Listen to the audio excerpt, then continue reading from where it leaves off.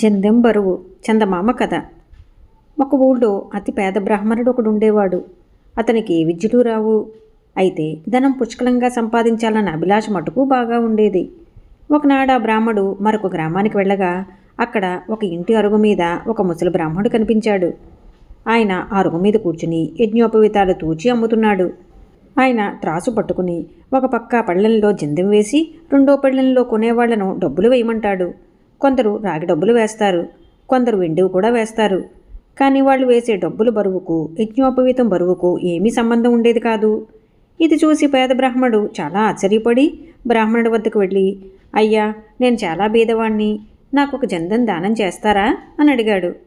అలాగే అని ముసలి బ్రాహ్మణుడు పేద బ్రాహ్మణుడికి ఒక జందెం ఇచ్చాడు. తరువాత ఆ పేద బ్రాహ్మడు ఆ దేశపు రాజుగారి వద్దకు వెళ్ళి, మహారాజా, నా వద్ద ఒక అపూర్వమైన జందెం ఉన్నది, దాన్ని తమరు తీసుకుని దాని ఎత్తు బంగారం ఇప్పించండి అన్నాడు. రాజు సరేనన్నాడు. మంత్రి ఒక త్రాసు తెప్పించి దానిలో ఒక పక్క పేద బ్రాహ్మణుడి జందెం వేసి రెండో పక్క కొంచెం బంగారం పెట్టాడు. జందెమే బరువుగా ఉన్నది. మంత్రి మరి కొంచెం బంగారం వేశాడు. ఇంకా జందెమే బరువుగా ఉన్నది. మంత్రి కొంచెం కొంచెంగా బంగారం పెంచుతూ వచ్చాడు. కానీ ఎంత బంగారం వేసినా జందెం బరువే హెచ్చుగా ఉన్నది. రాజు మంత్రి ఒకరి ముఖాలు ఒకరు చూసుకున్నారు. మంత్రికి ఒక ఆలోచన వచ్చింది. ఆయన పేద బ్రాహ్మడితో, బ్రాహ్మడా, జందెం తూకం తర్వాత చూద్దాం, నీ భోజనానికి వేళ కాబోతున్నది, వంట చేయిస్తాను అని మనిషిని పంపి బియ్యం తెప్పించి బ్రాహ్మణుడు చూస్తూ ఉండగా జందెం బరువుకు సమంగా బియ్యం తూయించాడు. పావుసేరు బియ్యానికి జందెం సమంగా తూగింది. ఆ బియ్యాన్ని వండించి బ్రాహ్మణుడికి భోజనం పెట్టిస్తే బ్రాహ్మణుడి కడుపు సమంగా నిండింది.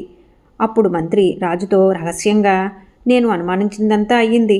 ఈ బ్రాహ్మణుడు తెచ్చిన జందెంలో ఒక విచిత్రమైన గుణం ఉన్నది. దాని బరువు బ్రాహ్మణుడు సంతృప్తిపైన ఆధారపడి ఉన్నది. అతను తినగలిగినది పావుసేరు బియ్యం. అందుచేత జందెం సరిగా పావుసేరు బియ్యానికి సమంగా తూగింది. అదే బంగారం అయితే ఆ బ్రాహ్మడు ఎంతకీ తృప్తి చెందడు. ఎంత బంగారం వేసినా జందెం బరువే హెచ్చుగా ఉంటుంది అన్నాడు. అయితే మరి మనం ఏం చేద్దాం?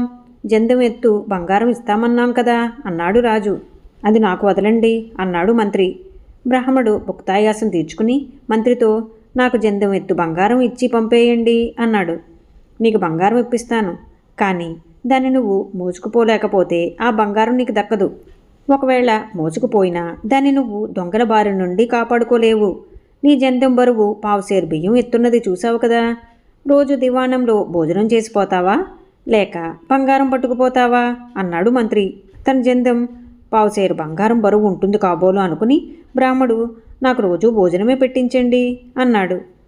ఈ కథ మీకు నచ్చినట్లయితే లైక్ చేయండి, షేర్ చేయండి. మరిన్ని మంచి కథల కోసం మా సంపత్ ఛానల్ని సబ్స్క్రైబ్ చేసుకోండి.